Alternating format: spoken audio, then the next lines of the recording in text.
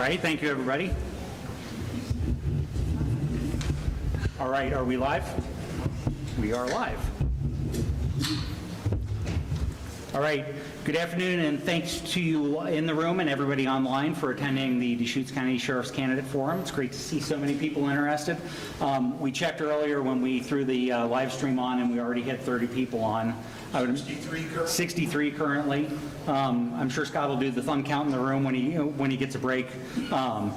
Hand for Scott for getting all this up and running. You know I love you, buddy. All right. It's great to see so many people interested in the governance of the county. And first of all, I want to say to Bill and to Kent, this has got to be one of the worst jobs that you could possibly run for in the county, and I admire you greatly for wanting to go do this. So thank you very much for presenting yourselves as candidates for this. So it's not an easy job. I really admire what you guys are doing, and I thank you. Don't mind the questions I'm about to ask in light of that, so we'll go from there. So a few ground rules before we get started. So one, this is a dialogue, not a pep rally. I want to make sure that we've got a good discussion going between these two fine gentlemen, and so let's allow an uninterrupted conversation. They'll have the floor for the next 90 minutes, and then we have some opportunity to schmooze and go after that. I'm a former high-tech manager. I did a lot of interviewing in that concept. I really, truly view this as an interview. We, the voters, are looking forward to a conversation, and we are interviewing for a CEO position in this county. So this is an opportunity for us to really, ask some questions and make sure that we have good opportunity to hear their answers here. So if you want campaign slogans and three-party planks and all the rest of that, there's a bunch of literature in the back, but we're going to have some nice in-depth conversation today, so I think that's great. And then for those of you online, thank you for attending online. We have enabled the comments online. I don't know how many of you hang around YouTube live streams. That's a pretty risky proposition. We reserve the right to, in the future, delete any comments that are offensive or attack the person and not the problem. We are the arbiters of that. Yes, that's about as fair as it's going to get. But what we hope is that there's a good conversation going online as well. And we recognize that there's going to be a lot of people that are going to want to be there. So, in advance of this forum, we shared a general list of topics with both candidates and with a few people that helped us with the form the questions. With the exception of the first topic, we have not shared the questions with the candidates or any of the preparation. There are 2 people in this room that have seen the questions so that we could get everything prepped. Each candidate was also given the option to prepare a question for their opponent, and we'll put those into the stream as necessary. Some of the questions that we have may include lead-ins in part from each candidate's campaign materials or public comments, and all of these have been worked into the discussion today. So with that said, let's get started and let's have an enjoyable forum. So, like I said, there was one exception. So the first question to each of these candidates was provided to them, and this is in effect a chance for them to answer this question, and it's also their opening statement. So I randomly flipped a coin. Bill, you won. Congratulations. First question to you. And we're going to be discussing the qualifications that make you the right candidate for sheriff. So please, you describe a pretty strong set of assignments and experience to grow into the job of sheriff. You've been mentored very well by several people to help you get there. How do you move from somebody who's trained to take the job to the guy that's got the job? What experience do you have both inside and outside the sheriff's office that makes you qualified to run the sheriff's office? Take it away. Thanks, Jim. And thank everyone for being here tonight. I know the weather is a challenge, and I'm glad you were all able to safely get here. Thank you to Sunriver Republicans and Connect Central Oregon for helping put this all together. So I have committed my entire life to service. I served in the U.S. Coast Guard, and then after a short stint working at G.I. Joe's, where I met my beautiful wife, I got on as a reserve deputy sheriff with the Deschutes County Sheriff's Office. And I volunteered as a reserve deputy for 2 years. And then I got applied for and got selected as a corrections deputy. And I worked in the jail for nearly 6 years, supervising inmates, learning about the jail, learning about custody and care, and how to care for inmates. And then I applied to go to the road, and I wanted another challenge, and I went out to the road, and I've held a number of positions out on the patrol side and detective side. I've been a patrol deputy, a field training officer in both divisions, patrol and corrections. I've been a criminal detective, a street crimes detective, then I got promoted to patrol sergeant, and then I saw a need for our office to have a better communication platform. We weren't telling our story. We weren't sharing the great work that the men and women at the Sheriff's Office do every day with the community. And so I asked the sheriff to give me the keys, for lack of a better word, for our social media accounts, and I helped put together our public information officer platform to help share the message of the Deschutes County Sheriff's Office with the citizens of Deschutes County. And so I did that for about 3.5 years, and I think I did a pretty good job. And I think what came out of that was better relationships with the office and the community that we're serving. Not only, we were no longer just a building on the side of the road, we were deputy sheriffs and non-sworn staff that were working really hard every day to keep the community safe, and we just had to be able to share those stories with the community. And so when deputies showed up at a call, I hear feedback that, I saw you on your Facebook page, and I saw that you were giving out stickers at a recent event, and that's awesome, and we appreciate that. And that started the conversation, it started relationships at countless calls for service, and it started them off on a positive note versus a negative note when they didn't know who was working for their sheriff's office and who was showing up. They had a really good foundational understanding. After that, I got promoted to lieutenant, and I worked as a patrol lieutenant supervising patrol operations, and then got asked to also, right about then, we had our City of Sisters contract and came into fruition, and I worked as a sister station lieutenant for about 6 months while the office worked to find a permanent lieutenant for that position. And then that transitioned into being the administrative lieutenant for the office, overseeing all the administrative events of the office, the fair, different citizen academies. And then Sheriff Nelson asked me to be a patrol captain and promoted me to captain about 1.5 years ago. And that has been a phenomenal job. I appreciate the time and the experience. This year will be my 3rd year helping participate in preparing the Sheriff's Office budget and presenting it to the county commissioners, helping oversee daily operations with not only the patrol division but the agency as a whole, and understanding what's going on in the jail and the challenges of supervising and caring for inmates when they're vulnerable and when they're suffering from addiction and other mental health crises. And so, yes, I have been mentored. I have had a lot of experience, I think the broadest level of experience, working in all 3 divisions of the office. And the sheriff is responsible for a jail. And so, having worked in the jail, I understand the environment, I understand what it's like to work in the jail and what's needed to care for the inmates that are in there, and how to leave them a little bit better off when they are released from custody. All right, thank you very much. Kent, similar question to you. You describe a very strong background with private and public sector experience. While you're currently running a multi-agency department, the code team, or co-running it, you don't really show obvious senior leadership experience in law enforcement. And so what qualities and skills do you have, and what do you need to learn to be successful in the job you're seeking? Thank you, everybody, for being here. I know that this is, the weather's not ideal. I want to see everybody, so I hope everybody can hear me, right? In the back, am I good? Are you raising my voice? Okay. My name is Vander, and I have a very unique past, and I'm going to tell a little bit of a story at the same time. I grew up in Los Angeles, been here 25 years. My wife Rachel's here tonight. We've been married 27 years, raised both of our girls here in Central Oregon. My background is in business. I started out in business, went to business school, and I came into law enforcement as a second career. Back when we moved to Central Oregon, I started out as a volunteer in our search and rescue team. I flew a plane, I worked as a medic for search and rescue. It was a passion, and my passion has turned into my second career. That's how I ended up in law enforcement. Prior to law enforcement, I was a CEO, a business owner, a founder of several companies. That's no secret. We are looking at one of the bigger businesses in Deschutes County. The Sheriff's Office is a business.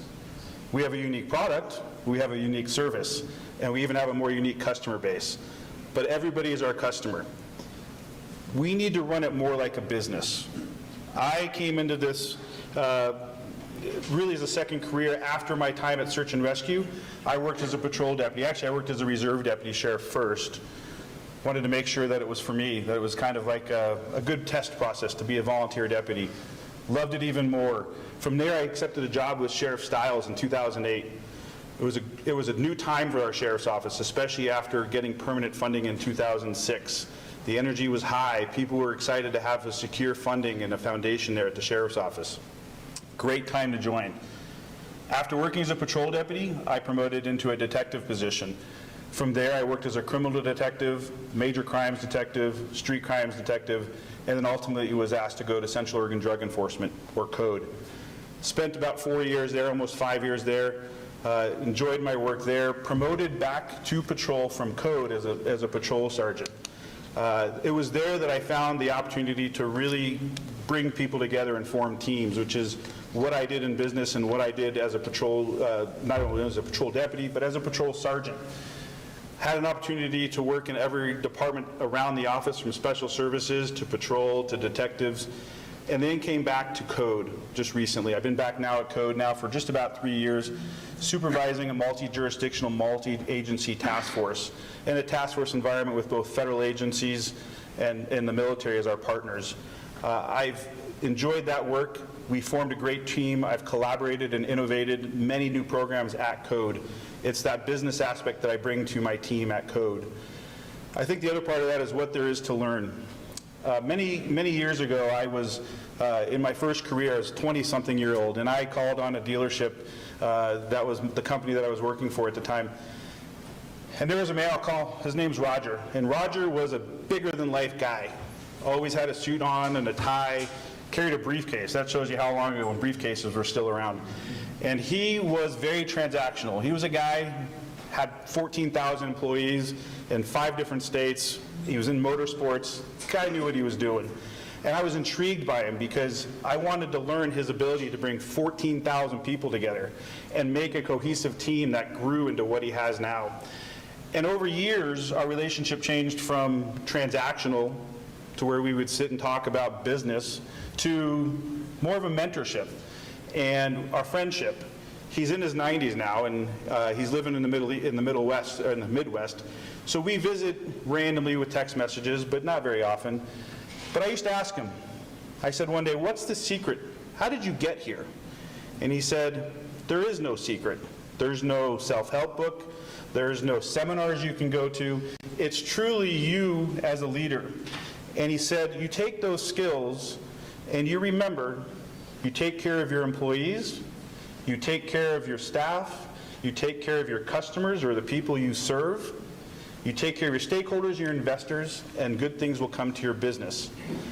But a leader leads from inside the boat, not from the office waiting for problems to come to them. And that's what I bring in there is every day, one thing he told me was, you never stop learning how to do it, and you never stop learning how to make your job better. And so for me, even as a supervisor with 20-something years and a business owner, I graduated with an MBA in economics and in public administration. There's always something to learn. It never stops. So is there a topic? There's always a topic to be learned. And so I'm always looking for those topics because I share that. My other job is to be the mentor. I've spent so much time circling myself with mentors and friends and scholars. I am now at the point in my career where, as a good leader, I believe leaders make leaders. So standing up and delivering that information to the people I now serve, which is you all, that's where I find my success. So other areas that make me good for this job is not only my background in education, but I also connect with the community. My innovative and collaboration with the community does not stop in law enforcement. I volunteer in several different community functions. I teach citizenship to the Latino Community Association. Fantastic job if you've never done it. Highly recommend it. I also fly for Angel Flight West. If anybody has used their services, I find that is a great way to connect with the community and the medical community to be able to fly patients from one part of the state to the other so they can receive care. I spend a lot of time as a chairman of the board for a nonprofit based out of Prineville, where we teach drug education, DUI awareness, smoking, vaping to children and young people around Central Oregon. That's my way of giving back to the community. My biggest success has always been mentoring kids that are in the Oregon Youth Challenge program. And that's the other thing, is I find that connection through OIC and making sure that our youth comes up and has the best things available to them. Thank you. All All right, so as we go on, these will probably be a little faster in terms of some of the questions.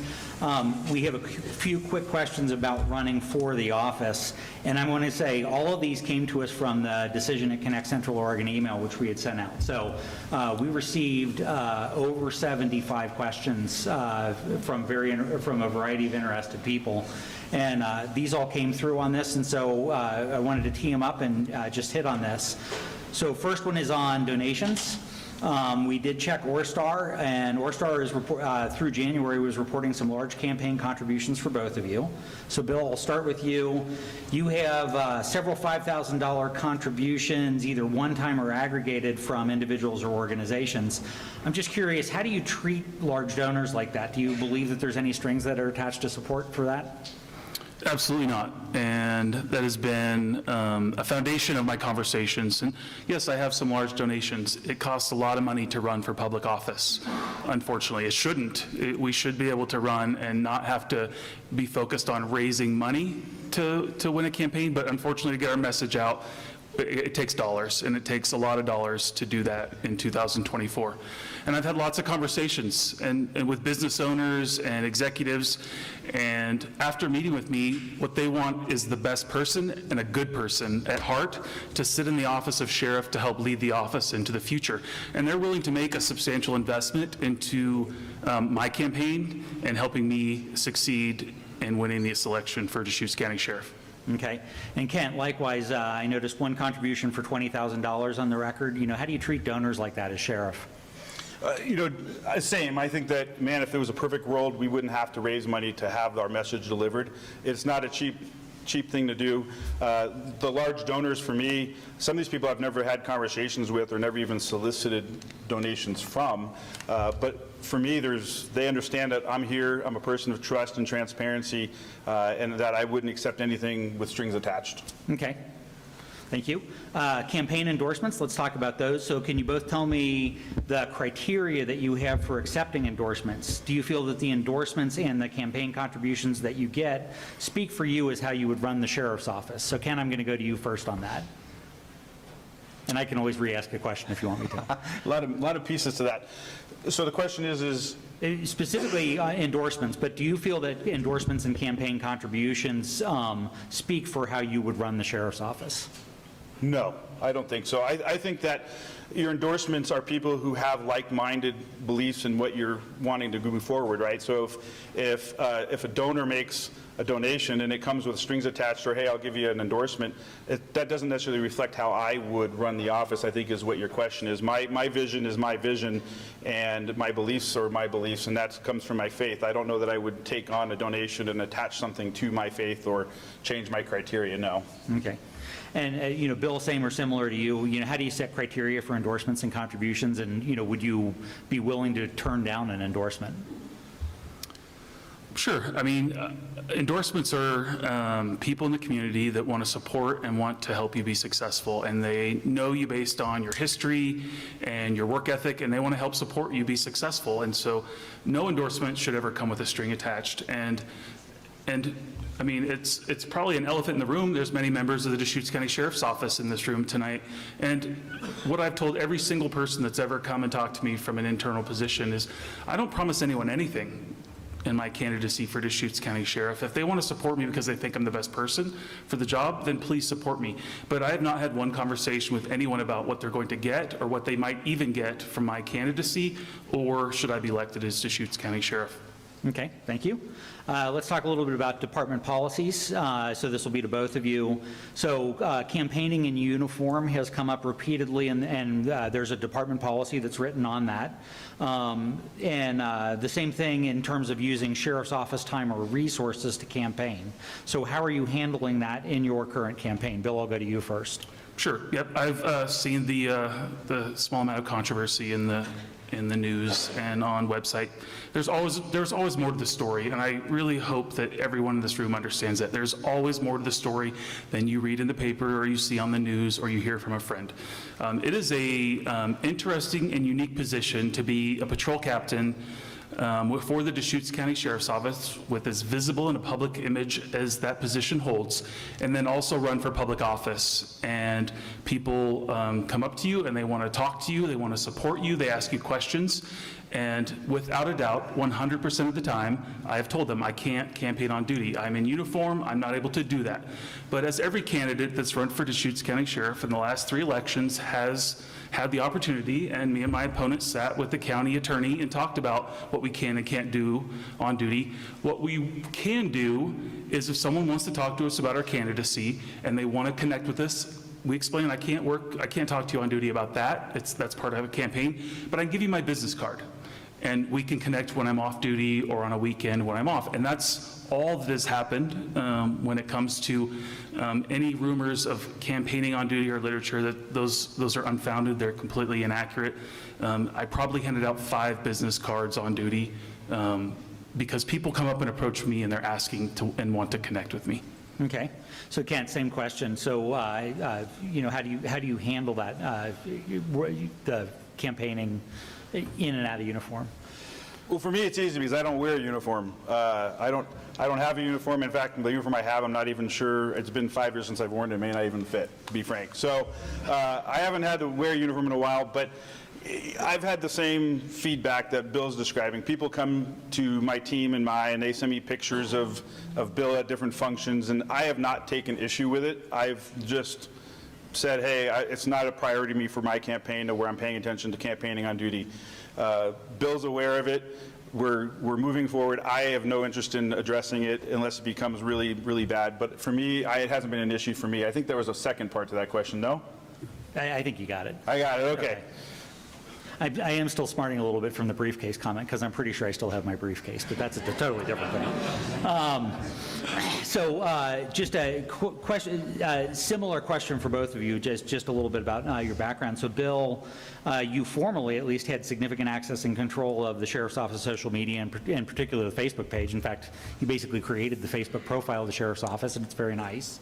Are you currently actively participating in posting there now? And if so, how do you ensure that the posts address the campaigning policies? Sure. In an emergency, I have access to our social media. Our public information officer has outright and exclusive control over our social media platforms and releasing social media posts. He gets pictures all the time from people. And in fact, there's many instances where he gets pictures of me, which would be normal, but they have not been used because of the unfounded controversy that seems to result in me ending up on our agency Facebook page. And that's fine.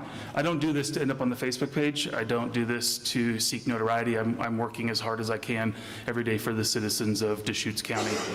Now, I don't control our Facebook page, just to be clear. If our agency PIO is on vacation, ultimately the public information officer does report to me, and so if there was an urgent need to put out a message, I would do that. But I'm very clear and very cautious about doing anything that would put me in a position where I'm posting pictures of myself or doing anything that would be deemed inappropriate. Okay. Thank you. So Kent, you have or did have a mortgage and real estate company. I believe it was Eagle Equity Services. In the past, you have worked with fellow employees of the Sheriff's Office in this capacity. If you become sheriff, what are some of the things that you would do to ensure that there's no conflict of interest resulting out of that? And is there any need, well, actually, I'll just stop there. What would you do, or are you still active on that? Yeah, so the question was mortgage and real estate. So I own a mortgage company, had it for 30 years now, actually, this year. It came with me when I moved here from California 25 years ago. The question is the conflict of interest. First of all, I have had many clients that work for me, including my opponent is one of my customers. It has never been a conflict of interest. It will not be a conflict of interest because I have staff that actually runs the day-to-day part of that business. So if an employee was to come to me and say, hey, I have a mortgage question is one thing, but if they wanted to do business with my company, I would direct them to one of our other employees. It wouldn't be with me, and that's how I've always broken that conflict up. Obviously, mortgages are not booming right now, so there's not a big problem with that. But down the road, should that happen, that's how we would handle it. Is the company's large enough to have other employees? But if they weren't comfortable with that, or they just had a question, I would refer them to somebody else that is also in the business with a different company. That's how I would handle it. So. Okay, and just to confirm, you've never used Sheriff's Office time or resources to run that business? No, there's been times where I check my email on my lunch break or something, but mortgage companies and law enforcement agencies tend not to have resources that run hand in hand with each other. So. You're talking to a guy that's got like 8 email addresses, so I get that. Yeah. Okay, so let's talk about relationships with some of the other agencies in the Tri-County area. I'm going to give a different question to each of you, but I'll give you, I'll give the other a chance to respond if you have something significantly different. So, where am I? So, let's go to Kent. As sheriff, what role do you believe the Deschutes County Sheriff Office should take in relation to other public safety agencies? So where should the Sheriff's Office lead? Where should it let others lead? So I'll let you take that, and then Bill, if you have anything that's different, you can add that at the end. So go ahead. I am a big collaborator and partnership builder. I think that we're at a point right now where we need to re-engage our partners in public safety and in the community and collaborate on things. We have lots of hot topics, which I'm guessing are in his pile of paper there somewhere, like drugs and homelessness and crime. Those are all areas that we need to re-engage with our partners. We've lost a lot of that engagement that we've had.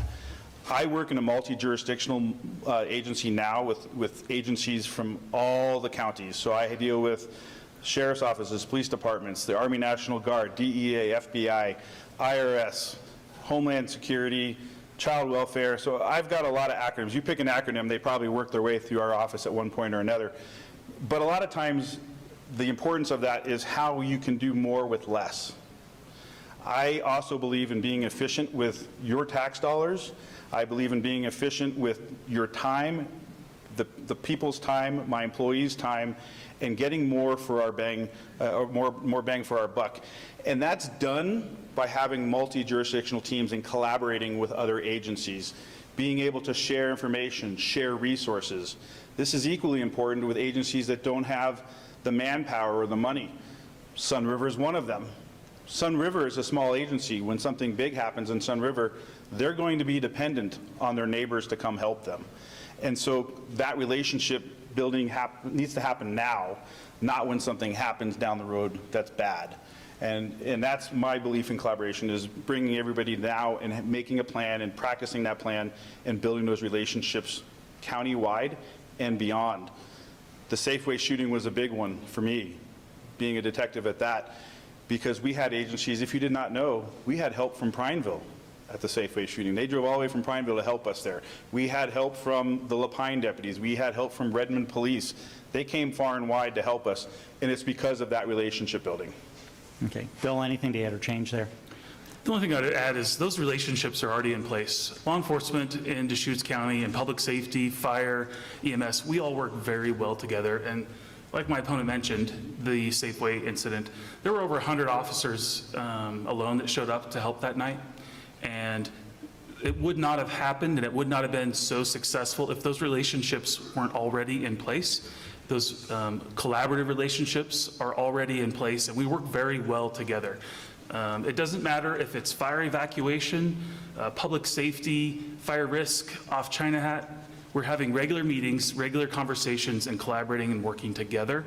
And so I just want to make sure it's clear that it's not like we have to create those things or it has to be created on a day one of an administration. Those relationships are ongoing. They have always been ongoing, and the agencies work very well together. All right, we covered manage out, so now let's talk about manage up, so the relationship with county governance. So to Bill, you're a captain and you're regularly interacting with the county commissioners, many of the department heads that are going on. What role do you believe the sheriff should play in influencing the overall governance of the county? Well, the sheriff is elected, and he runs his own agency and his own budget, and he's responsible for that. But it's important for the sheriff to also be collaborative, and we're going to probably use that word a lot tonight because that's it's an important word, but it is really what it is. Relationships are the key to getting anything accomplished. And having good relationships with the county commissioners, having good relationships with county administration, county finance, county HR are all important things because they help us do our job every day. Okay. And we have good relationships with the commission and even the budget committee for presenting our annual budget each year and ensuring that they understand the needs of public safety, they understand what the sheriff's office needs are and how we accomplish that each year. All right, Ken, anything to add or change there? Can you ask that question again? What role do you believe the sheriff should play in influencing the overall governance of the county? Well, the sheriff is just a partner in that collaboration. It's just one piece of a bigger puzzle. Our responsibility is specific for the care, the safety, and the community of Deschutes County, and we have to work with those partners in various other county departments to make that happen. It's not a one person or one agency thing that has to happen. It has to be everybody, so very much the same. Okay. So let's move on to the next category. So we're going to start addressing some of the key aspects of the office and the leadership of the office. Let's start with budget, because I hear that's non-controversial. Now, at this point, I do want to say something. I do need to make a short disclaimer that I am an appointed citizen member of the Deschutes County Budget Committee. I do have vote and oversight of all the county budgets, including the sheriff's office. But as a member of the Budget Committee, I do not get to make individual decisions on the budget. That is up to the sheriff to decide and present to the county.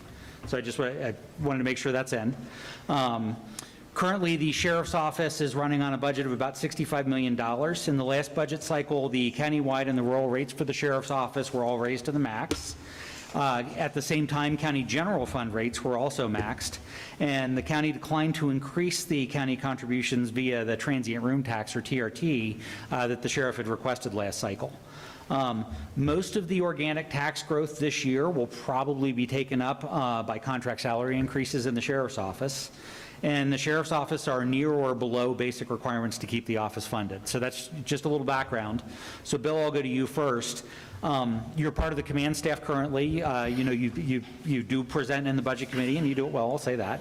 What are you currently implementing, and what would you do additionally as sheriff to address the office budget and spend?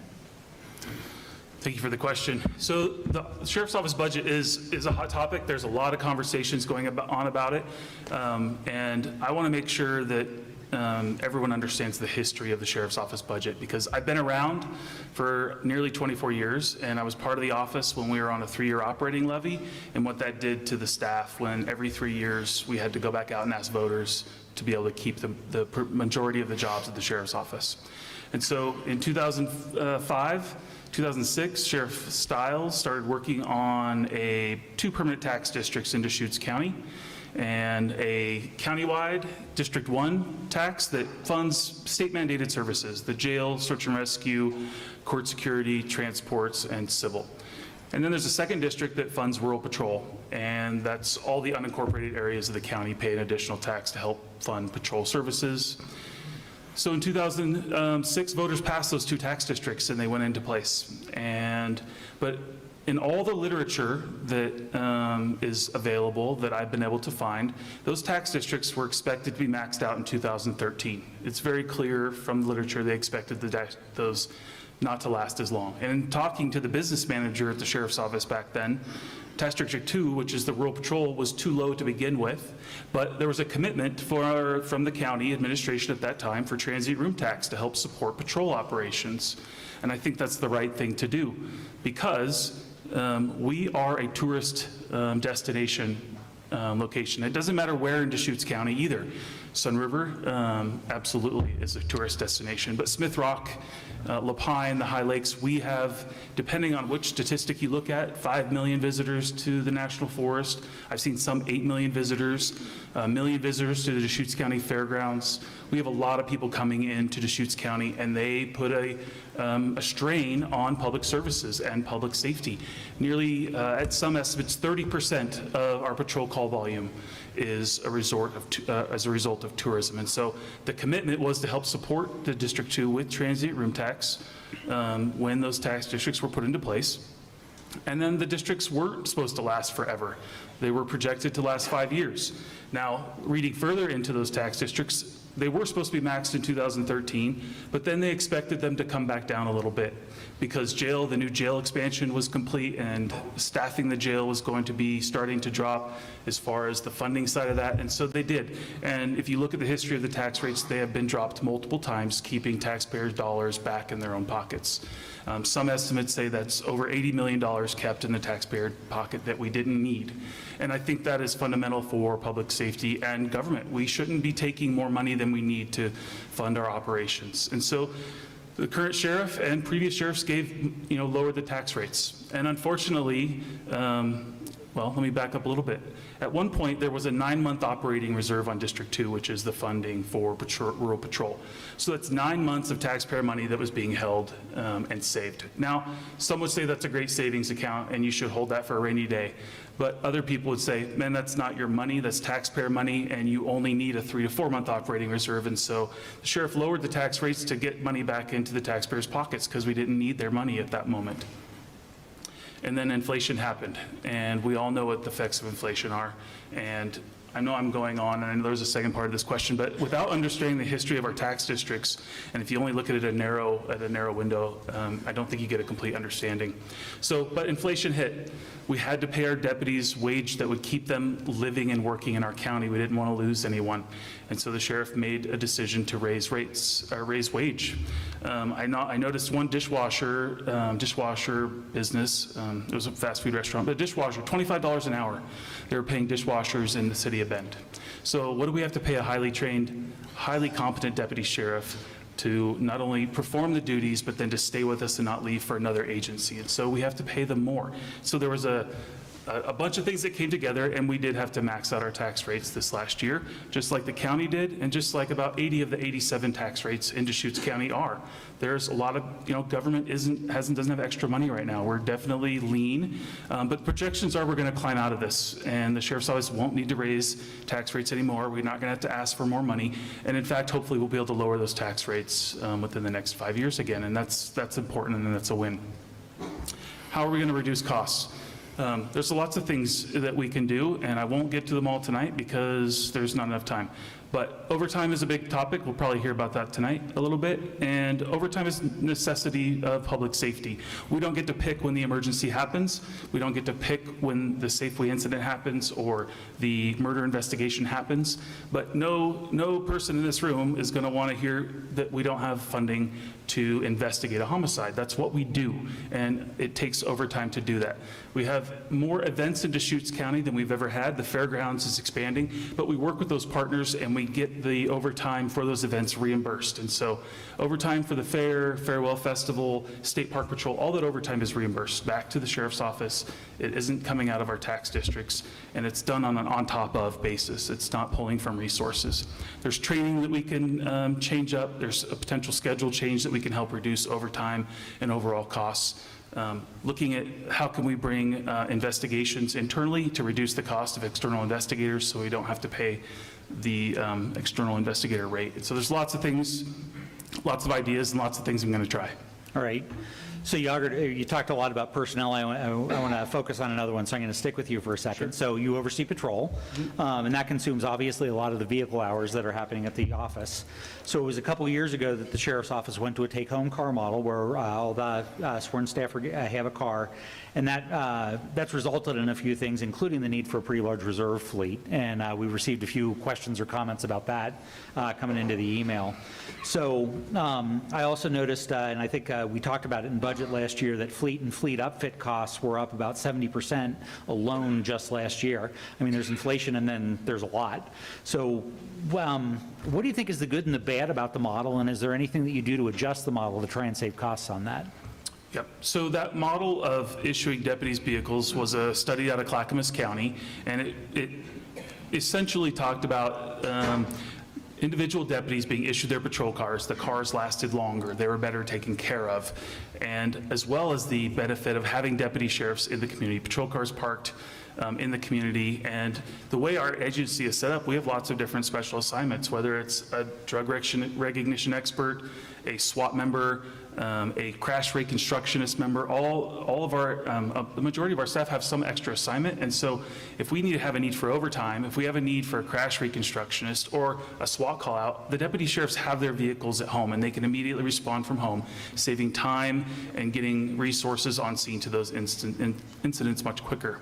Now, there is an initial investment, and there's always initial investments to make things get things done and have a financial benefit in the long run, but that's what you have to look at, the long run benefit. And so, yep, there were years where we had to buy 30 cars for the patrol division. This year, we're going to buy 9. And so, because we don't need to buy any more cars, the cars are going to last longer. Typically, a patrol car lasted 2 years when they were sharing patrol cars. We're going to be able to last those cars longer now, 4 years, 5, I don't know, hopefully longer. But I know that there's a gentleman in this room that I've talked to about that. How can we make cars last longer? And what he tells me, and he's really good at his job, used cars end up costing us more in the long run because of maintenance and repair fees and the time they're in the shop. And so there is a service life for a patrol car. These cars are not grocery getters. They're responding to emergencies. Every day they're in the field, and we need to make sure the deputy sheriffs have good vehicles to respond to those calls. No one wants to hear that after they call 911, the deputy's car broke down on the way to get to the call and keep the community members safe. Okay, thank you. Ken, I'm going to go to you for a couple of questions. So you're not part of the budget process at this point, or at least not a large part, but you have eyes on the budget from the outside. I know you've looked at it. So can you give me 2 or 3 things that you've seen that you would plan to understand and address as you get the sheriff position? So I have a background, obviously, in finance and in economics. So numbers are my jam, as they say. I also serve for the county's building facilities committee, so I study numbers and I look at projects both in the county level and in my personal business. I've had several meetings with different departments at the county buildings and different department heads just about finances, and every meeting I've had starts with the phrase, "We have concerns."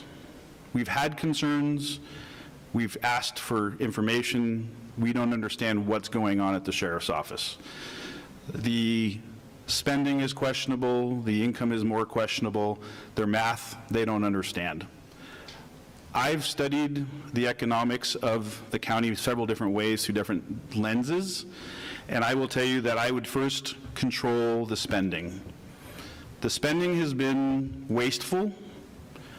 I would cut the waste. I would balance that budget and get us back to that levy where we need to be. The 2013 number is new, because I've spoken to the people that were involved in this, and I've also looked at their math and studied their math, and 2013 was not where this was supposed to take us.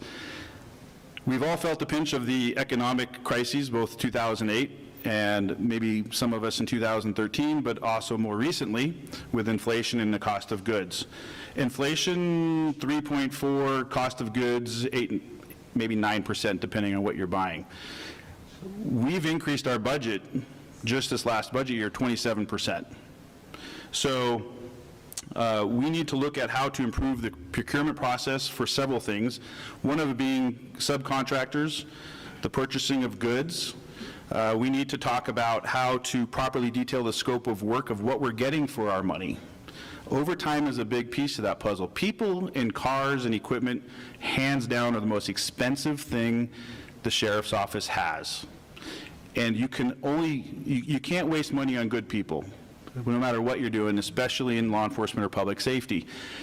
That's a concern of where we need to go. Now, we've heard news stories and we've read different things on the internet about what's going on in the spending realm. We're not going to dissect that, but I will tell you that in the time of crises, think of your own homes. When you're making less money, you're paying more for rent, you're paying more for food, inflation is booming. Do you go buy a $40,000 sports car?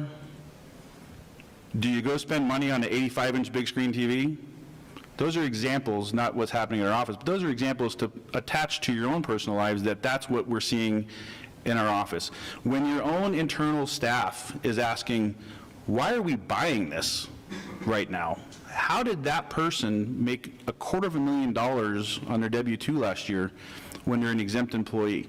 These are questions that are going on inside of our office. and we're not getting answers. We need to eliminate the line item stuffing. I think we need to be more transparent with our spending. The one thing that I've noticed over the last 3 months is we talk about how we're not buying things, or we buy less of what we think, or there's a misnomer, but then when the real information comes out, the explanations stop. We need to be more truthful and transparent with how we're spending your money. It is wasteful spending, and that's my biggest concern. We also know there's a lot of talk about, especially here in Sunriver, about the transient hotel tax. Right now, we're seeing $3.5 million come from that in this last fiscal year. We learned a lot from the timber days, for those of you that have come from timber counties, and we became dependent on that and made that part of our service. I agree, we are a tourist town, but we need to live within our means as an agency. We need to tighten up our belt a little bit. So the hotel tax, the transient tax, as well as other federal funding sources, I ultimately would like to see an off-ramp to that. Is it going to happen in a year or 2 years? I don't know, because we have a lot of work yet to do. But I think ultimately it's not a viable funding source, and I don't want to put us in the position of counties like Klamath or Jackson or Lynn County that suffered great losses when those timber funds were lost. The reserve fund is another soft spot for me. A lot of the professionals that I talk to at the county who are in the finance world said our concerns became real when we started looking at that reserve fund. When the commitment was to have $13.1 million in that savings account, but in reality it was actually just $11 million, the question was asked, how are we going to get that back? Where is that going to come from? And a lot of it was the assessed values. So the way your taxes are, and you may have felt it this year, your assessed values go up. I have not had my assessed value go down yet. If anybody has, I'd like to hear about it. But that's the thing, is right now, I hit my off button. There we go. So that's the thing, is we need to figure out how to get that reserve fund back to where it was. When you're starting to run your business on your reserve fund and you commit to having it back up and you can't, that's the problem, because my opponent's administration committed to the county commissioners that they would have that back. And they got lucky this year with the assessed values. The assessed values are here this year. I'm not so sure that's going to be the case next year, given the current real estate market. I think they're going to flatten out a little bit. So to be dependent on that, we're going to have an issue, I think, in the long run. The problem combined with the previous, because we had talked about the salaries. And that's a tough thing, because remember, people are the most expensive asset we have. So that problem combined with the previous 2 years of wage adjustments on top of the COLA adjustment, or the cost of living increase, really put the office on a slippery slope. And that's the concern. We got to get off that slippery slope and keep spending more and more from money that we're borrowing from our savings account is not the answer. So looking at it and running it more like a business rather than a fountain of cash made of your tax dollars is really what we need to be looking at right now.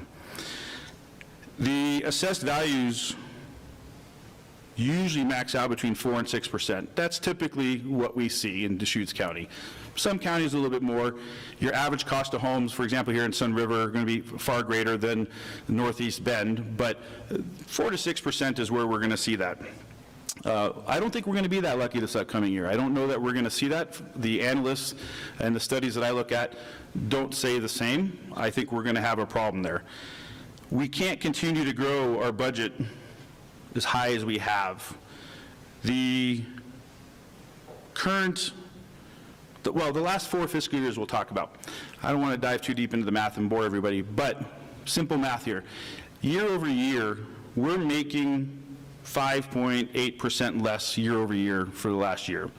We're spending 8.3% more year over year. That's the problem with our math, is we're making less than we're making more than, I'm sorry, we're taking it back. We're spending more than we're making, and ultimately those are going to intersect. And so we need to get to the point where our county government, our finance department, our treasurer can start off a conversation with, good job saving taxpayer money, because that's not what they're saying today. So take it up a level. So, you know, you mentioned in there that you've heard the thing of why are we buying this, and yet it still gets bought. How do you change that culture? You want to be a new leader in the sheriff's office. How do you go address that cultural change? We have to spend money on what's necessary for public safety and be lean. I say be efficient. We need to be efficient with the dollars. We need to be efficient with our time, and we need to be efficient with our budget. Buying things that are needed is one thing. And I'll tell you, we have two lists in our office. We have, generally, I think everybody's got the wish list, right? Everybody wants to have a speedboat and a helicopter. And then you've got people who are like, hey, I just need to get a car to drive to work. We've been dabbling in the speedboat and helicopter category for way too long. We need to get back to running it lean, truly lean, to where our budget is in line with that levy. Okay, and so Ken, I'm actually going to give it to you. As I said earlier, we gave both the candidates an option of asking each other a question, so I think this would be a good time for you to ask your question to Bill. Oh, you have to probably refresh my memory because lots happened in the week. Here, I can Oh, I thought you were just going to read it. Okay. No. Where am I looking? What three things, sorry, Bill, this is for you. This is like a game show. What three things will you do to improve staff morale and retention and to prevent expensive litigation? Thank you. Well, I think that there's already things that we're doing in the office to improve staff morale and retention. The first off is our health and wellness program that I adamantly support and I push every single day within the office.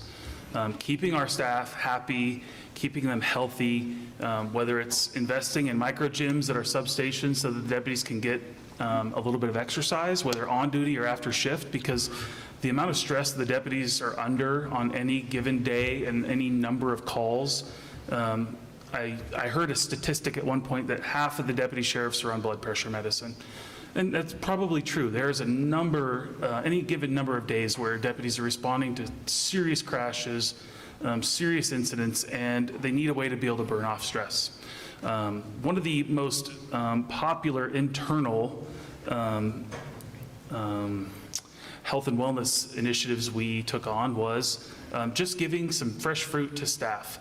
I don't know how many days, even me, I don't get an opportunity to have lunch.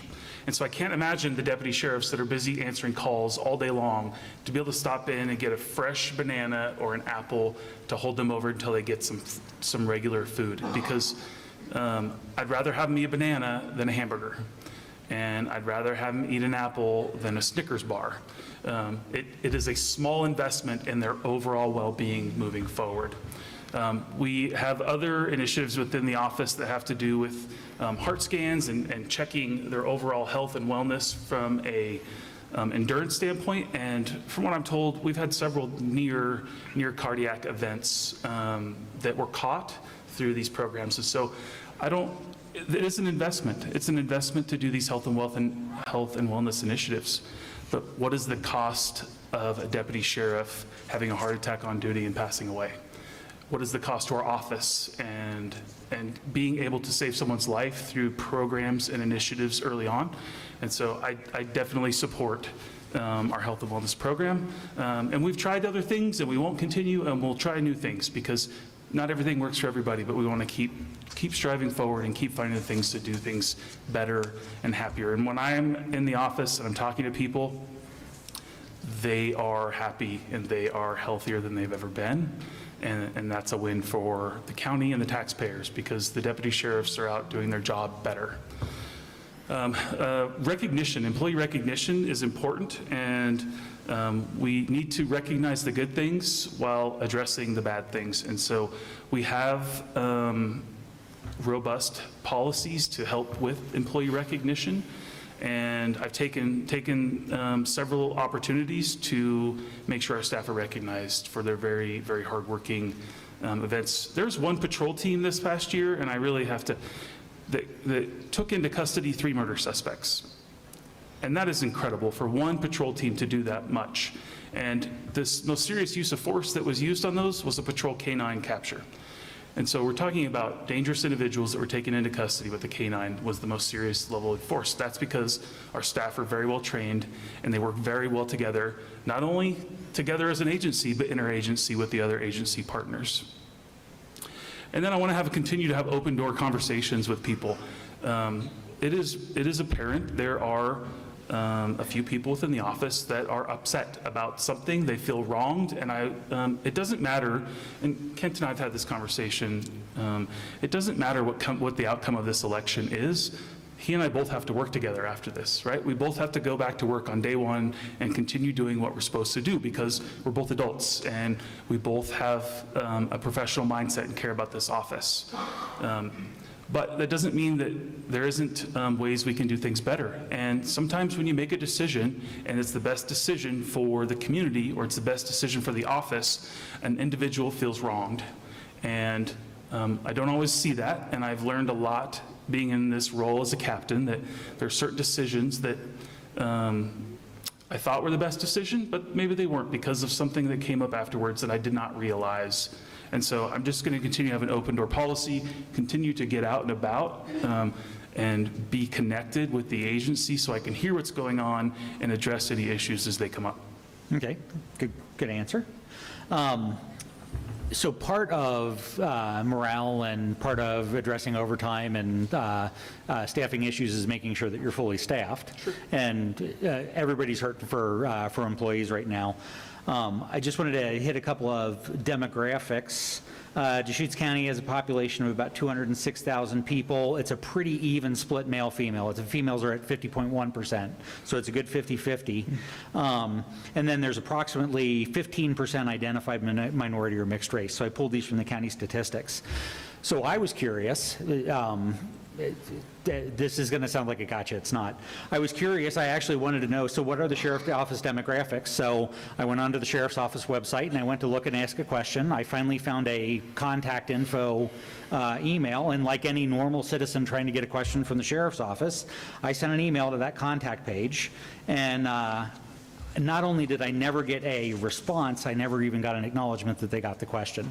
So for the two of you right now, verbal hand, hand wave, nod, head, anything, both of you as sheriff, do you agree that you would improve the ability of citizens to get answers from the office?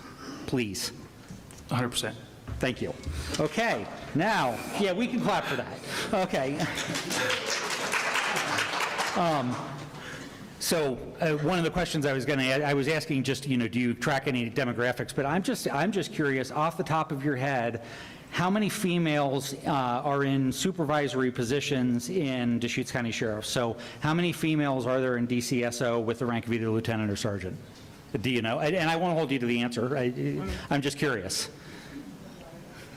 Sworn, there's one sergeant. Okay. That's a female. Okay. And an unsworn that's also supervisor. Yeah, okay. So 2 total. 2. Hey, we're rocking. 2 out of, okay, sorry. Additionally, we're seeing some in the higher ranks, we're seeing, because of the seniority, we're seeing a lot of retirements with a lot coming up. I have a couple of good friends that have retired recently. And, obviously there's rising wages in the private sector. There's, like it or not, there's an attitude change toward law enforcement. So the pool of traditional recruits is declining, which really, and I come from a high-tech background, and what we used to say was, well, if you can't get a traditional one, let's go find an underrepresented one. And the best way to do that was to let them see people like themselves in a supervisory position so that they would know that they would have a path. So that's a long lead up, sorry. So Bill, I'm going to go to you. So two-parter. What have you already done to address recruitment and retention of all, but especially female sworn staff in patrol? So I'll start with that. Sure. Well, when I was a patrol sergeant, we didn't have any female deputy sheriffs at that moment. And so I think we're at 6 now, and we've come a long way in hiring and recruiting female deputy sheriffs. I've actually sat down and spent time talking to female deputy sheriffs about what it is like to be a female deputy sheriff. There's some and most of the time it has to come down to raising the family, having kids, and the challenge of shift work that deputy sheriffs have to perform. We have to be available 24 hours a day. And then raising a family, having a family. And so we've had a number of female deputy sheriffs that have actually transitioned into parole and probation jobs or other Monday through Friday type 8 to 5 jobs because it's more stable for their children. It's more stable for childcare. It's more stable for just the familial relationships. My opponent and I have probably missed dozens of family events in our careers, and that stable schedule, there's many days where we're supposed to be off at 6 and we get home at 9 or get home at 10. And so having a stable schedule is important for a family structure. Now, internally, we have always talked about a recruiting team, but when I got promoted to captain, it was really something that I wanted to help get behind and support. And so we now have an active recruiting team, and that's an active recruiting team for both sworn staff, but also non-sworn staff, such as in our jail and our nursing staff, because we're on a constant hiring platform to get medical staff to help support our jail and the inmate population. And I've worked with many female patrol deputies, many female corrections deputies. I have friends that are sworn staff, and I also see the need and the benefit of having female supervisors, female executive supervisors, and it is one of my goals to have a female sworn staff member. But it takes time. If we're going to talk about recruiting and retention, it takes time. You don't take someone off the street and make them a lieutenant or a captain overnight. And so we have their first supervisor. We have other females in line to be supervisors soon. And I hope to see a first patrol lieutenant or a corrections lieutenant in the near future. Okay, and you actually answered the second part before I had to ask it, so that's good. We're saving time. All right, so Ken, I'm gonna take it to you. You can respond along, along what does it take to get smart diversity or to find that. But I'm actually a little interested as well. You're coming in as a sergeant. Should you get the job as the sheriff, you've got to convince the senior staff that are already there that you can make that jump, that you can be the guy. So how do you convince, because that's going to help retain them and drive that interest. So how do you think you're going to jump into that, and then how do you dovetail that into recruiting more people that are needed? Whew, your questions are... All right, I think I'm tracking. I'm not a nice guy, just so you know that. A lot of parts to that. So break me down the first piece. So you wanted to know... So you're jumping from sergeant to sheriff, should you get this job. So how, what's your statement first to the senior staff on, no, really, I can be an effective leader, I need you to stay. But then how do you dovetail that into then recruiting the people that are going to come in? Sure. So I have found, first of all, I supervise a diverse group now, actually probably a little bit more diverse than what we see at the sheriff's office at Code, just because we have different agencies that have a female presence and a couple minority presence. So I think the question is more of like, how do I go from sergeant to sheriff? So as an executive, growing up in the business world, that was a problem for me from the beginning. Coming out of business school and then taking over a division or a department or starting my own company, you always had to have that talk. And I always would sell myself to, we're here with a vision. My vision for the company is this, and I want you to come along on that vision. And you're either in the vision or you're not. It's up to you. But I'm here to sell the vision and to sell the growth. 3 things make a thriving team, whether or not you're a cop or you're selling widgets. There's 3 things that are very important that I always bring to a team that I start or I'm growing into. First one is, you have to be willing and able to accept questions. The questions are important. Hey, Sarge, how do I do this? Hey, how do I run this? I didn't understand how you explained this. Can you explain it to me again?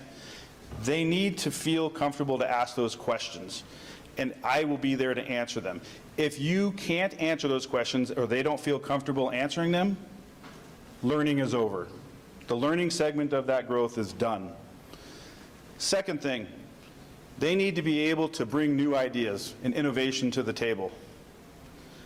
We've had a good old boy system in the police department or in law enforcement, but in the sheriff's office for a while. It's mostly a male-dominated industry. It has been for years. Maybe the last 10 years we've seen growth into women and minorities more, but we have a good old boy system. and to get into that circle of trust has been difficult. So the worst thing you can ever do with a team is let your employees or your staff leave the good ideas in the parking lot and not bringing them into the office to grow and to make that business bigger. If that happens, innovation is over. You will not be able to innovate or grow that agency. The third one is being able to admit you're wrong and being able to grow from that. We haven't, as an agency, made great decisions. The current administration's made some hard decisions. They've made the newspapers, they've been in the courtroom. That's not a secret. But being able to say, I made a mistake, and here's what we're going to learn from that mistake as an agency or as an executive, being able to sit down at the table and say, hey, this plan didn't work out very well. Let's talk about it. Let's figure out a way that we can make that plan better, put together the pieces, and move on to the next level. My goal is to have a world-class agency. What does that look like? Does it mean, hey, let's just do this and hope it works out? Or are we going to make a plan as an executive administration? Sitting down and making that plan and making those decisions that will take us to that next level is key. I don't know everything. My opponent doesn't know everything. It's who you surround yourself with is what's important. I'm a believer in bringing in people who think differently than me, who disagree with me, who have a different vision that can see themselves taking pieces of their vision and bringing it to mine. That's what I'm looking for in an administration and in the staff, in middle management, is people who bring ideas and take them to the table, and we can make one plan out of them. I don't want people who think like me, because if you can't answer questions or allow questions to be asked, if you can't let innovation come to you or bring innovation to them, and worst case is not be able to make a mistake and not feel safe admitting that, you've lost trust. And once you've lost that, administration, executive, or line staff will never give that to you again. Well, let's talk about that. So I mentioned earlier we got about 75 questions coming in through that decision at email. About half of those were sent from anonymized email sources. So I'm going to go to you first. That's always good. Yeah, oh yeah. So Ken, I want your impression of that. What do you think this says about the current state of the sheriff's office? I think people love their job. I work with some amazing, talented people in both the patrol side, the correction side, the search and rescue side, all the volunteers. But it's been a rough 7 years. I don't think that anybody will tell you that they've had a great time at the sheriff's office in the last 7 years. It's been hard. They've kept the stiff upper lip. I am not here because of me. I'm here because of the people I work with. People came to me and said, hey, we see an opportunity for change. Will you be that change? Because we don't know if we have a voice anymore. And that made me sad. That really made me frustrated. And I gave it a lot of thought. This is not something that I was looking forward to doing, but I now know, after 3 years of studying this opportunity, this is what I need to do for my county and for me and for my teammates. It is not all rainbows and flowers right now at the sheriff's office.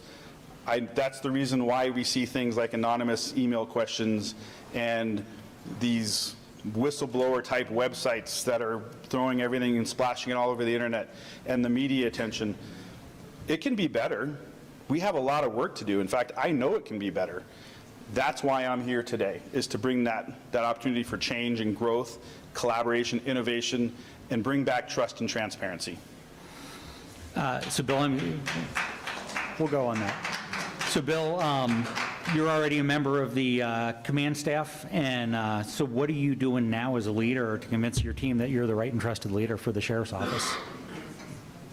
I'm not doing anything differently that I haven't always done. 100% of my focus, 100% of my time is always spent on the office and how to make things better. It is talking to people. I spend an inordinate amount of time just walking around talking to our staff. I try to make 2 laps in our building every single day. In the morning when I come in, I check the whole entire bottom floor, say good morning to everyone, and then the top floor. Check in with people, see how they're doing, see what went great yesterday, what went bad the day before that. If I hear about stories where we've had a really traumatic call or deputies have done something really good and we need to recognize them, I take the time to focus on that. One of the things that I think the Sheriff's Office is leading in is that wellness effort when it comes to traumatic exposure calls. There's an average, I heard a number once, an average law enforcement officer is exposed to 180, 190 traumatic events in the course of their career. That's overwhelming. And both of us have done this job for a number of years. We've been exposed to our own share of traumatic events. And so now we look at who in the patrol division, who in our office is being exposed to traumatic events, and work on debriefing and having debriefing incidents with either our peer support team. If we have a major incident in the community, the team gets together and starts talking about it. And I was I'm lucky enough to participate in one of those and to see the staff and how I won't say all, a lot of the stress that came out of that event, they were able to leave in the room. They were able to talk about what went good during the event, what didn't go great during the event, and the guilt, because if something they didn't work right, the guilt that they were now putting into the room because someone else, maybe they let someone else down. And all that was able to be worked out within that conversation. And then they were able to go on their days off and have hopefully healthy days off and sleep well because they weren't wondering about that call and how it went so wrong or how it could have gone better. I spent a lot of time talking to people and listening and asking questions and understanding what's going on. It is not doom and gloom at the Deschutes County Sheriff's Office. It is absolutely not. The overwhelming majority of our staff are happy and healthy. Now, unfortunately, if someone doesn't get something that they hope they could get, whether it be a promotion or a special assignment, when I was a young deputy, I just worked harder. And I worked harder to get those jobs that I wanted in the special assignments. And so there's going to be people that are unhappy.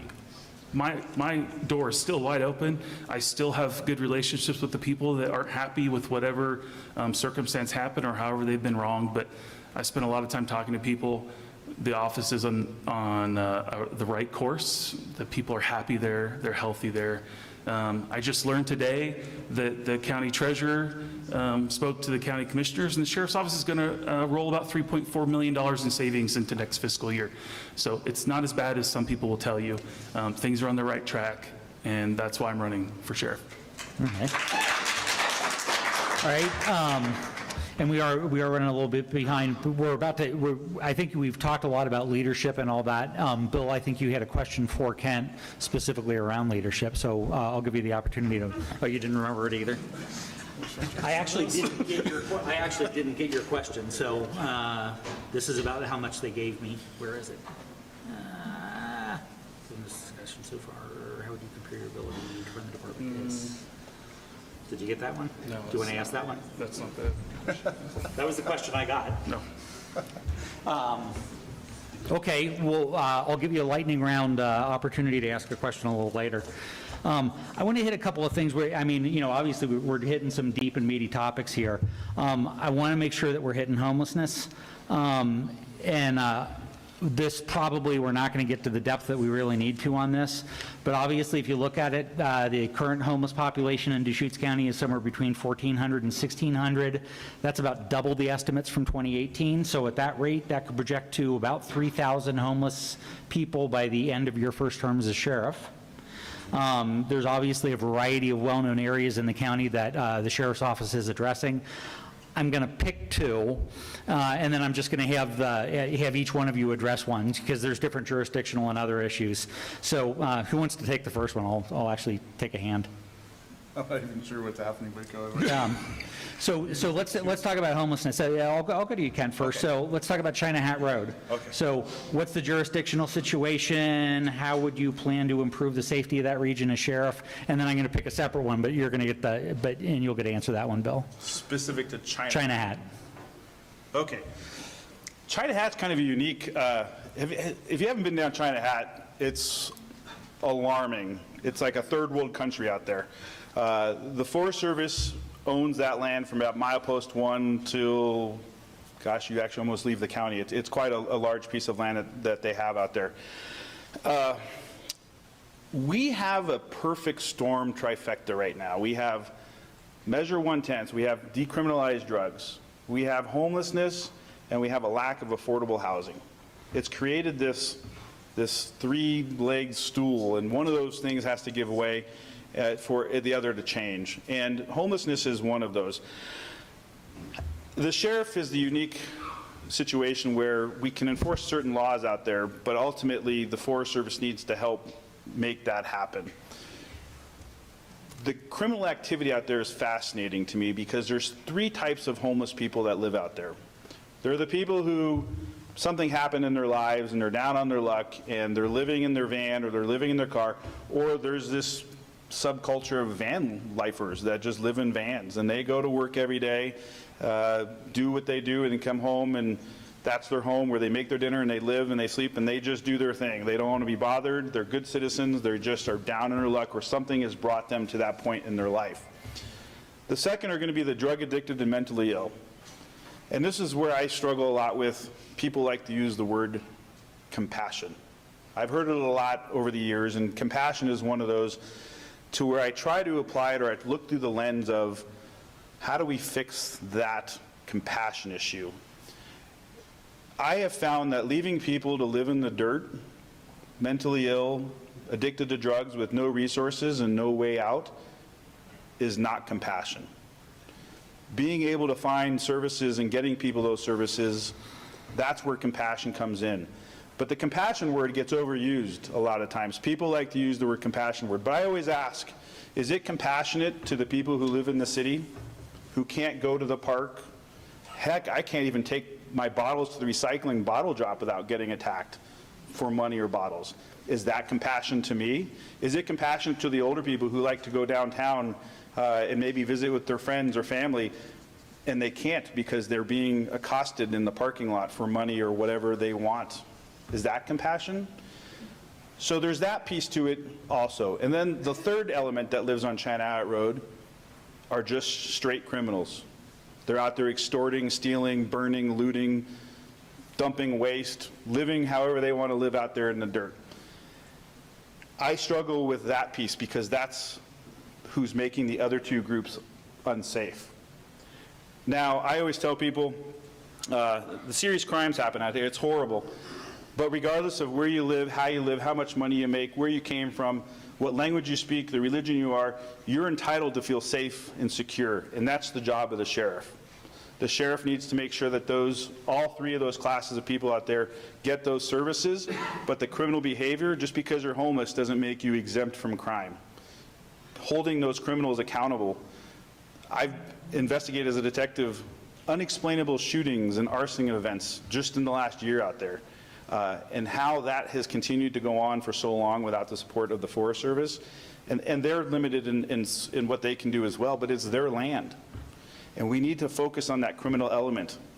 At the same time, we need to make sure that we bring services to the mentally ill and the addicted and getting them out of the dirt and into a program or offering them services that get them out of that situation. Now, the people who choose to live there, the van lifers, the off-grid people, they want to be there, and actually they're actually more often a help than a hindrance because they're the ones that actually reach out to us. Since I've been at Code, one of the collaborations I brought to the Code team was Shepherd's House. Never, ever did I think that a low barrier shelter program would call me weekly and tell me, hey, this is how many beds I have this week if you got anybody who needs beds. Hey, this is what's happening in our low barrier shelter. We've got a drug dealer here. We have a sex trafficker. Just last week, they had a woman who came from out of the country who was being trafficked, who escaped trafficking and made it to Bend, had no idea where she was. But I have a relationship now with those services to where they're contacting the drug team, of all things, asking for services from law enforcement, or, hey, who do you know has this service? And that all comes from China Hat Road. It's a lot of work to be done there, but I think if we bring the partnership and the people together, and we can get people talking and making an action plan. I think that there's lots of opportunities for things to happen out there, but we need to bring all of our partners to the table and collaborate further. But China Hat Road is just one of many growing encampments. In the end, we need to work with our commissioners and our city governments and figure out some alternatives to those encampments, because what's out there now is not safe. It's dangerous, and we need to figure out a program that we can either bring those people to other supervised camps or managed camps, which I see there's a lot of movement for that lately, But that also needs to have some good rules and some good barriers. We still need to deal with the other issues as well. Okay.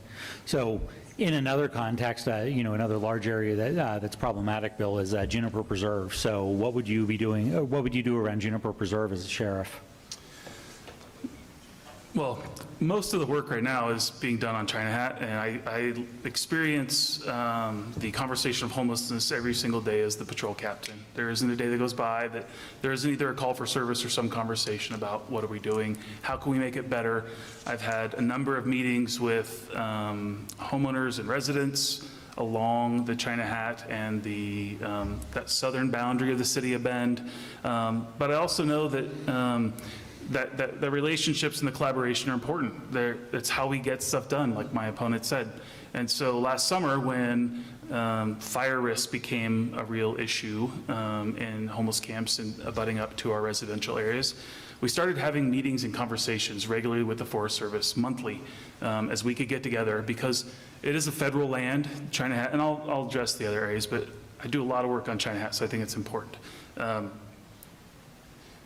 That is federal land, that's Forest Service jurisdiction, but there are state laws that can be enforced on there, but we also need the land manager, the property owner, to want that. It's just like your property. If you have someone committing a crime on your personal property and you have to call us and say, hey, someone just dumped trash on my property and I need you to take care of that. We're not just going to go on your property without your permission. And so it's just like forest land, it's just like county land, it's just like city land. We work with the property owners to then address how to best manage that. And so after these meetings we started having with the Forest Service, the conversations looked a lot like this. Hey, this is what we can do.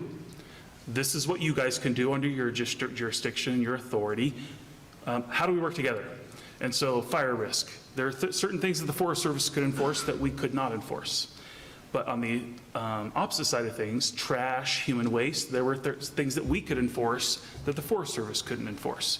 And so talking and working those relationships, we were able to communicate, start talking about, okay, there's this camp and it has a major trash issue, and that then became our concern under offensive littering.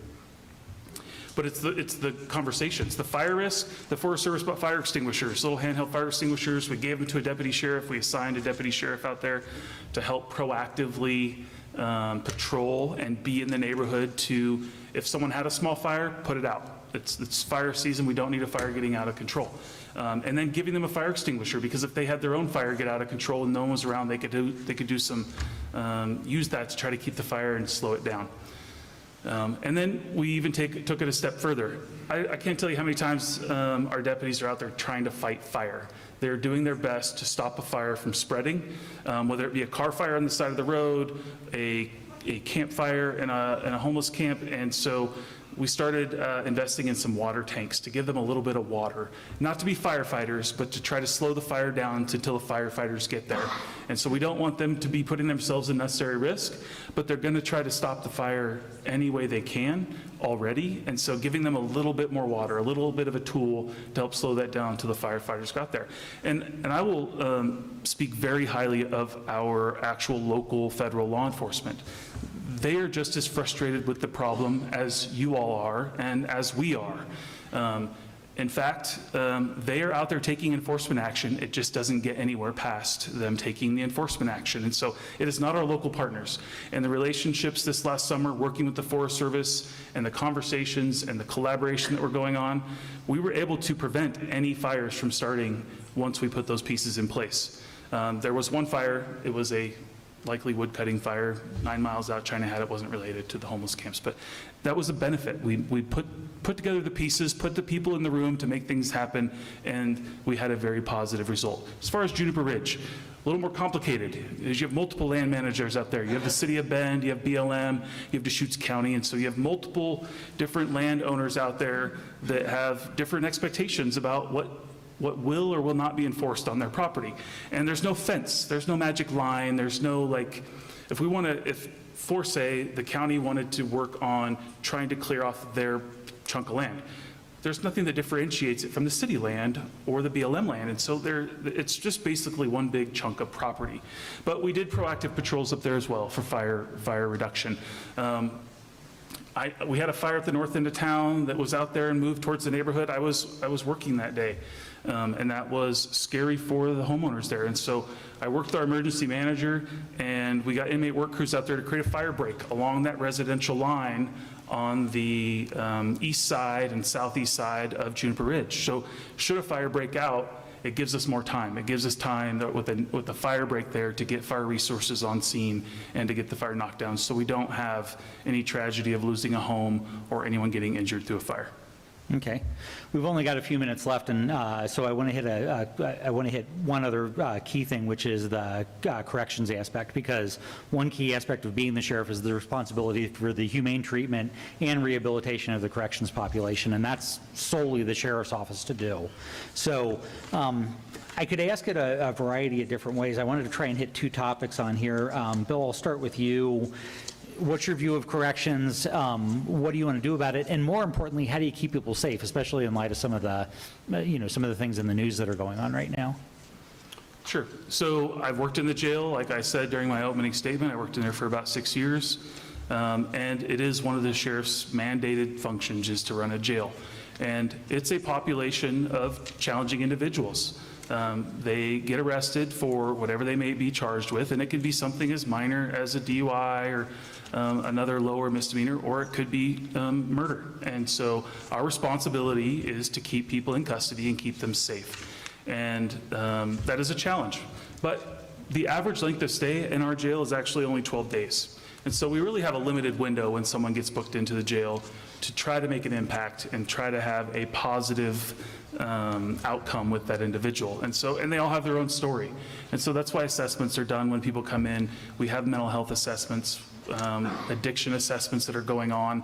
We partnered with Ideal Options this last year to provide medication-assisted treatment in the jail to subjects suffering from addiction that want to get off the opioids and that addiction cycle.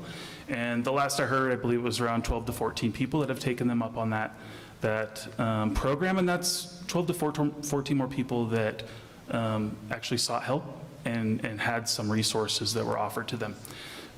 But as you see, and it happens in corrections facilities across the state and nation, there's an unfortunate, it's an environment that isn't as soft and friendly as sometimes people would like. And unfortunately, people end up going into jail and they don't have any hope. They don't have any hope about when they're going to get out. And like I said, a lot of times it's not very long. They're not there very long, but to them it's a lifetime. And so we've had people attempt to take their own life, and we've had people successfully take their own life. And we quickly assess what happened. What can we do better? And so right now, the jail is making big investments in bunks that are suicide reduction bunks. It's all about anchor points in our facility. Where can they anchor something onto, and then end up trying to take their life with hanging? And I mean, we have to be realistic. We have to give inmates clothes. We give them clothes, we give them bedding, and if there is a will, there is likely a way to try to figure out how to do that. And so we need to make sure our staffing is robust inside the jail. Sometimes that takes overtime to fund that, and I know that the overtime is a topic, but a little investment in overtime to have the proper staffing on duty keeps us from having a tragedy where you have a suicide. And what does a suicide in our facility cost taxpayers? And what does it cost our staff? Because that is really hard on our staff. And so we make investments in people and time and tools to try to reduce those. We make sure our staff are doing their hourly rounds. We make sure we're utilizing medical and mental health staff. We have a small window of opportunity to try to make a big impact on someone's life. And our corrections deputies do phenomenal jobs keeping our facilities safe and secure. And they work really hard to establish those really small connections with the inmate population and have those long conversations with them. I worked in there. I spent hours and hours just talking to inmates and understanding, why'd you do what you did? How can you have a better life? What can you do to get out of this reoccurring arrest life cycle? And so the jail is a phenomenal opportunity for a community to make a big impact on a population of individuals. Okay, and Ken, I'm going to pass it to you and see if you can work in a little bit as well. What do you do to try and keep people out of jail in the first place? But then, what are your thoughts on corrections and how you'd handle it? I've got lots of experience dealing with drug addicted, obviously being in drug enforcement.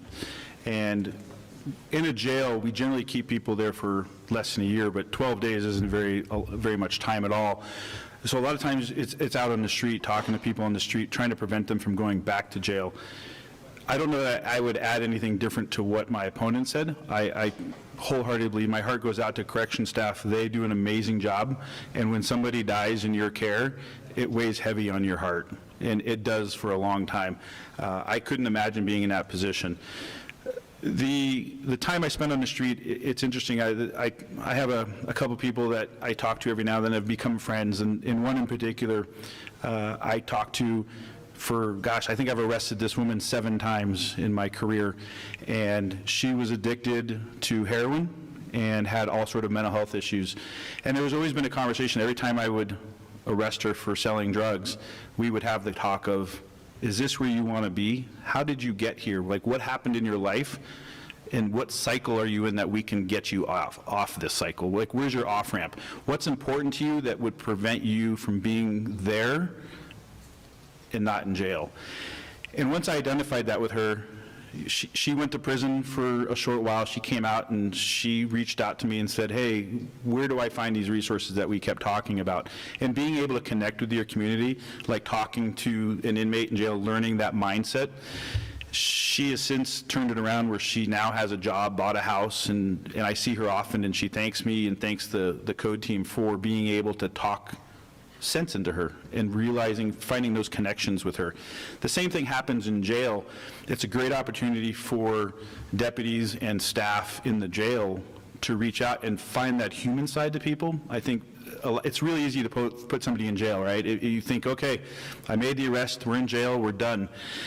And I think there's time for personal growth, and that's what happens in jail. When you go to jail, albeit for 12 days or less, it's an opportunity for that person to get clear-minded, get off the drugs that they're on, or maybe calm down from the mental health crisis that they're in, get resources inside the jail. We have a great mental health program, as it was described, and being able to find that personal growth and figure out what's going on in their life to do that.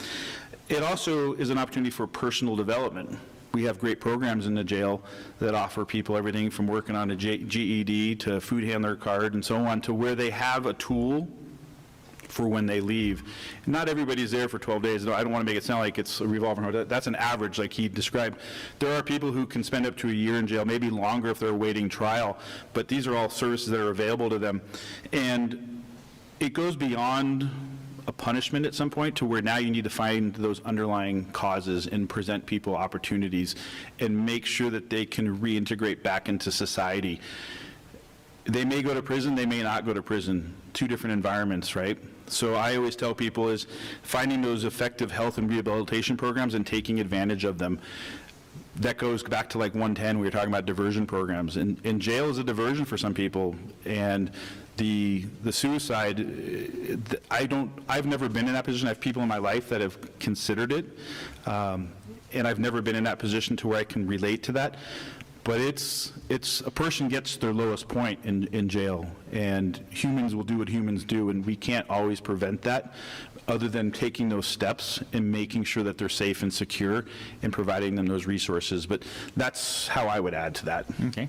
Not terribly different. Good answer. We have plenty of other things to talk about and 0 time to do it.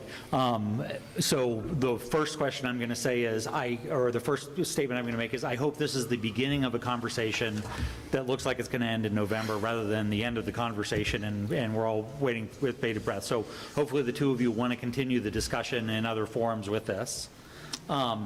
We could have talked about emergency management. We could have talked about on-the-ground relationships, all the rest. What I want to do is I want to give you time for your closing statements. So we'll go with closing statements, and then I'll have about a minute of housekeeping, plus kind of fun of announcements, so please hang around for that. So Bill, I'm going to start with you. You can do your closing statement, and then we'll move to Kent. I want to thank Kent for being here tonight and being able to have a civil and adult conversation about our different perspectives on the Sheriff's Office.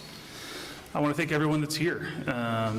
Jim, you did a great job. Thank you very much. Connect Central Oregon, the Sunriver Homeowners Association for hosting this building and allowing us to be here tonight. We've talked a lot about everything tonight, from homelessness to budget to patrol cars, and I just want to fundamentally say that your sheriff's office is doing the right things. They are on a great path, and they have a phenomenal group of people that work very hard every single day.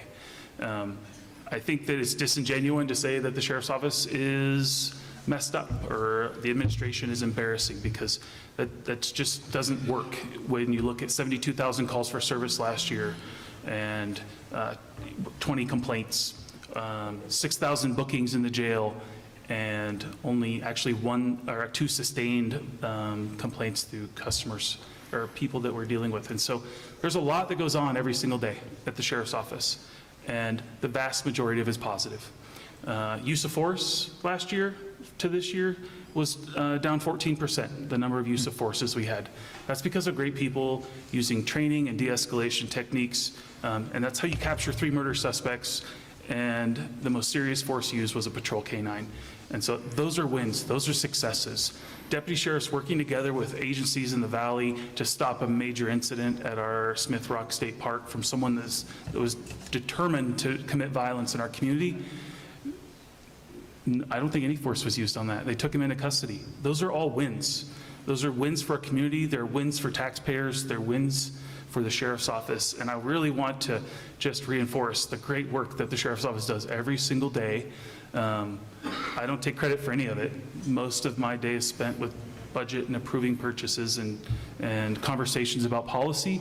The men and women on the ground doing the job do a phenomenal job, and I enjoy working with them every day. After the election, I'm going to work with them every single day because I enjoy it. I appreciate you all being here. Please drive carefully. I'm sure the roads are worse than they were when we came in tonight, so please drive carefully on your way home. Thank you. All right. And Ken, I'll hand it over to you. Thank you. I too would like to thank everybody for being here. It's a very important part of our democratic process to be able to sit down and have discourse. I think it's a lost art over the last few elections, and so I think being able to sit down and have a conversation, I would love an opportunity to have a forum in the future where we get to interact with the audience. I would love to hear your questions and your concerns and what's important to you and your families. I will be around tonight, but please visit votevanderkamp.com. Send me your questions. We'll have coffee. We'll hear about what's important to you. So please, if you see an opportunity to come do this again, please do that. I am the only candidate that has spent the last 20 years with trusted, proven leadership. I have spent most of my career analyzing, making, and looking at financial plans, complex transactions, capital management, strategic analysis, and initiatives. I bring to you trust, transparency, education, experience, an analytical problem scale base that is going to be important to bring my vision for the sheriff's office. My first goal, like I said, was to rebuild trust, foster more effective leadership and conversations at the sheriff's office. It's important that your deputy sheriffs feel inspired, safe, and fulfilled at their work. That's how we bring you quality service and protection and security to your communities. It's important to give people purpose and recognition, not only in our office, but with our partners. I want to seek out that wise and sage counsel, those people who disagree with me, and bring that thought process to the sheriff's office to take us to that world-class level. It's not doom and gloom at our office, but it's not where it could be or should be. I think that's the important message here is we have some amazing deputies and amazing civil staff. Search and rescue is phenomenal. Gosh, it's the topic that we didn't even get to talk about tonight. It was on the list. I know it was on the list, but I'll tell you, last year they had 111 missions, 4,500 man-hours of volunteers. The mounted posse is one of those. That's a talent that we have in our agency that is always forgotten about. So I'd like to thank the search and rescue and the posse and the people who support them and our full-time staff. But getting to the point of where we talk to each other, not over each other. and being able to not finger point anymore, but to thumb point. That's where we need to get back to at all levels in our agency. I think that promotions is, there's always a talk about diversity, but I think being able to promote based on skill, ability, and talent is key to any agency's success. And not from who do you know or what circle you're in or your gender or your race, but talent, it's out there, and I've already started looking for it.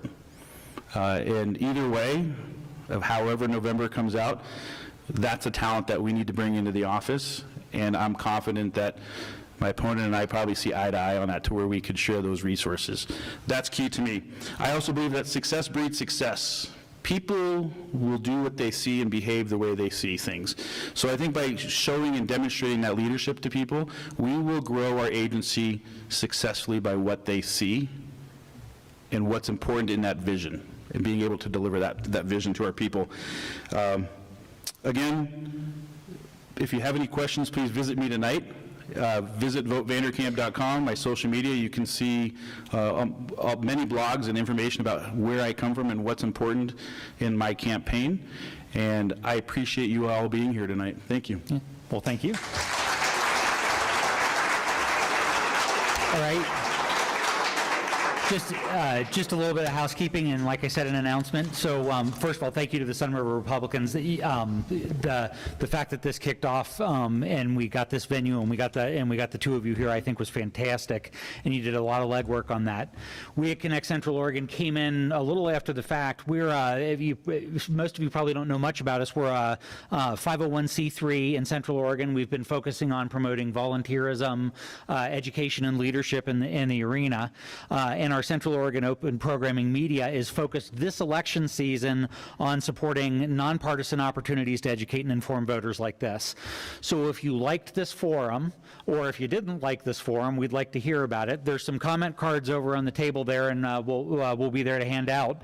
If you would like to help underwrite future forums, we, as a 501c3, we would be happy to take the donations.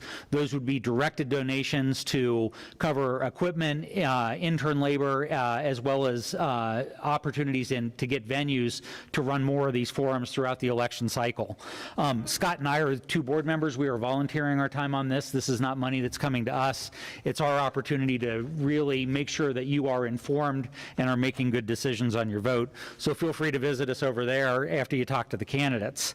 For those of you online, you may contact us at decision@connectcentraloregon.org if you're interested in doing a donation.